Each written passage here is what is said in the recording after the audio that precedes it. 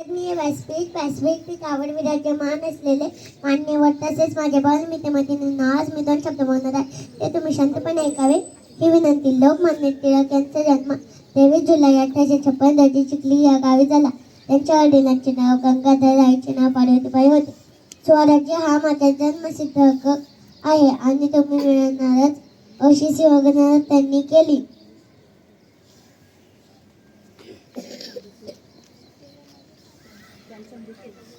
त्यांचा मृत्यू 1 ऑगस्ट 1920 रोजी झाला. एवढे बोलून मी माझे 2 शब्द संपवते.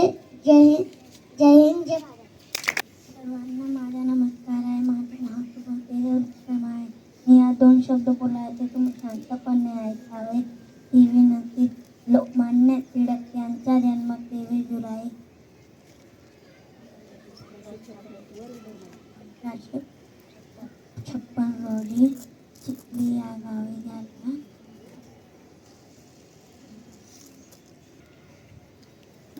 एवढे बोलून माझे 2 शब्द संपले.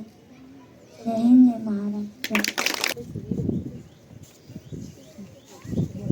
नमस्ते सबको. पुण्यतिथि आज बालगंगाधर तिलक की पुण्यतिथि.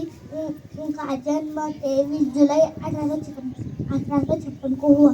उनके पिता का नाम गंगाधर तिलक था. उनके माता का नाम पार्वतीबाई था. उनका निधन 15 अगस्त 1920 में हुआ. बोल के नमस्कार मित्रांनो, आज लोकमान्य टिळक यांची जयंतीनिमित्त मी तुम्हाला काही 2 शब्द सांगणार आहे, ते तुम्ही शांतपणे ऐकावे अशी माझी नम्र विनंती. लोकमान्य टिळक यांचे पूर्ण नाव बाळ गंगाधर टिळक होते. त्यांचा जन्म 1856 रोजी रत्नागिरी जिल्ह्यातील चिखली येथे झाला. त्यांचे वडिलांचे नाव गंगाधर आणि आईचे नाव पार्वतीबाई असे होते. लोकमान्य टिळक हे गणित आणि संस्कृतमध्ये हुशार होते. त्यांनी केसरी आणि मराठा हे 2 वृत्तपत्रे काढले. शिवजयंती उत्सव सुरू केला. अशा या महान व्यक्तीचा 1 ऑगस्ट 1920 रोजी मृत्यू झाला. एवढे बोलून मी माझे भाषण संपवतो. जय हिंद, जय महाराष्ट्र. समाजात जगण्यासाठी दिले ज्यांनी अभिमानाचे इष्टा. साहित्य आणि लोककलेतून केला समाजाचा पुनर्निर्माण. आदरणीय व्यासपीठावर विराजमान असलेले माझे बंधू बहिणींनो, मी आज अण्णाभाऊ साठे यांच्याबद्दल तुम्हाला काही 2 शब्द सांगणार आहे, ते तुम्ही शांतपणे ऐकावे अशी माझी नम्र विनंती. आपले विचार, कार्य व प्रतिमा देणारे आणि वंचिताचा वंथा प्रभावीपणे मांडणारे थोर व्यक्तिमत्व म्हणजे लोकशाहीर अण्णाभाऊ साठे. लोकशाहीर अण्णाभाऊ साठे यांचा जन्म 1 ऑगस्ट 1920 रोजी सांगली जिल्हा वाटेगाव इथे झाला. एवढं बोलून मी माझे 2 शब्द संपवतो. जय हिंद, जय भारत. सर्वांना माझा नमस्कार. माझे नाव तुबा आहे. आज मी लोकमान्य टिळक यांच्याविषयी 2 शब्द सांगणार आहे, तो तुम्ही शांतपणे ऐकावे अशी माझी नम्र विनंती. लोकमान्य टिळक यांचा जन्म 23 जुलै 1856 रोजी चिखली या गावी झाला. त्यांचे वडिलांचे नाव गंगाधर व आईचे नाव पार्वतीबाई होते. स्वराज्य हा माझा जन्मसिद्ध हक्क आहे आणि तो मी मिळवणारच ही घोषणा दिली होती. एवढे बोल मी माझे 2 शब्द संपवते. जय हिंद, जय महाराष्ट्र. माझा नमस्कार. माझे नाव अंकिता आहे. आज लोकमान्य टिळक यांच्याविषयी 2 शब्द सांगणार, ते तुम्ही शांतपणे ऐकावे अशी माझी विनंती. लोकमान्य टिळक यांचा जन्म 23 जुलै 1856 रोजी चिखली या गावी झाला. त्यांचे वडिलांचे नाव गंगाधर व आईचे नाव पार्वतीबाई असे होते. स्वराज्य हा माझा जन्मसिद्ध हक्कच आहे आणि तो मी मिळवणारच आहे ही घोषणा दिली होती. एवढे बोलून मी माझे 2 शब्द संपवते. जय हिंद, जय Maharashtra. Good morning everyone. Teacher respected, my dear friend.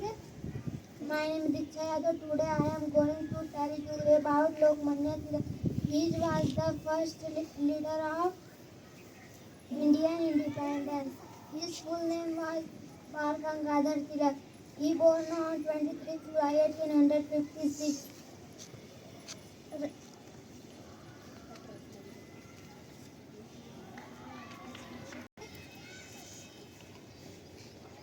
I have eat Lokmanya which means accepted the leader by people. Bal Gangadhar Tilak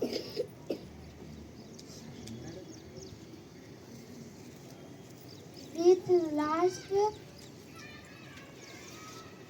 1 August 1920. जय हिंद जय भारत. माझं नाव आकाश आहे. मी आता 5वी शिकतो. आज लोकमान्य बाळ गंगाधर टिळक यांची पुण्यतिथी. लोकमान्य टिळक यांचा जन्म 1856 रोजी रत्नागिरी चिखली या गावी झाला. यांची आईचे नाव पार्वती व वडिलांचे नाव गंगाधर होते. लोकमान्य टिळक हे गणित, संस्कृत यामध्ये हुशार होते.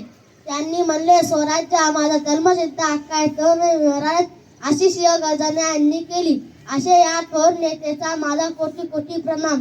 जय हिंद जय महाराष्ट्र. सर्वांना नमस्कार. माझे नाव वैष्णवी आहे. आज 1 ऑगस्ट आपण लोकमान्य टिळक यांची पुण्यतिथी साजरी करीत आहोत. त्यांचा जन्म 23 जुलै 1856 रोजी रत्नागिरी जिल्ह्यातील चिखली या गावी झाला.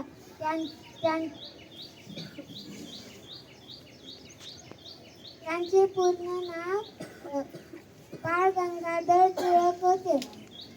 त्यांचा माझा कोटी कोटी प्रणाम. जय हिंद. टिळक यांची पुण्यतिथी. सर्वांना माझा नमस्कार. माझे नाव आयान आहे. आज मी आपणा समोर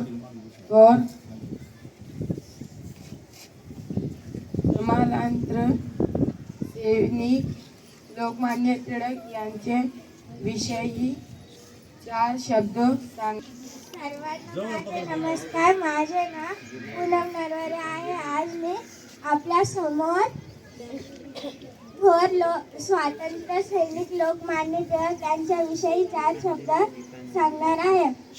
लोकमान्य टिळक हे स्वातंत्र्य सैनिक, शिक्षक, लेखक आणि संपादक होते. त्यांचा जन्म 23 जुलै 1856 रोजी रत्नागिरी जिल्ह्यातील चिखली या गावी झाला.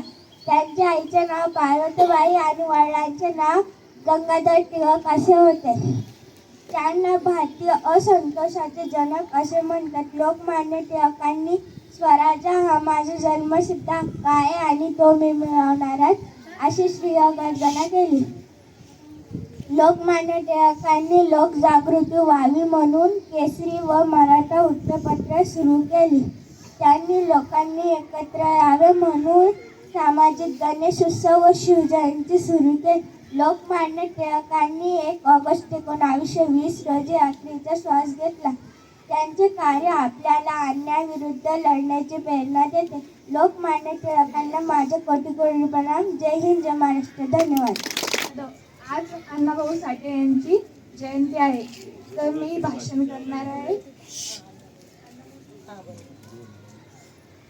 नमस्कार माझ्या बालमित्र मैत्रिणींनो, माझं नाव प्रतीक्षा विठ्ठल जाधव. आज लोकशाहीर अण्णाभाऊ साठे यांची जयंती आहे. सर्वप्रथम सर्वांना लोकशाहीर अण्णाभाऊ साठे यांच्या जयंतीच्या खूप खूप शुभेच्छा. लोकशाहीर अण्णाभाऊ साठे यांचा जन्म 1 ऑगस्ट 1920 रोजी सांगली जिल्ह्यातील वाटेगाव येथे झाला.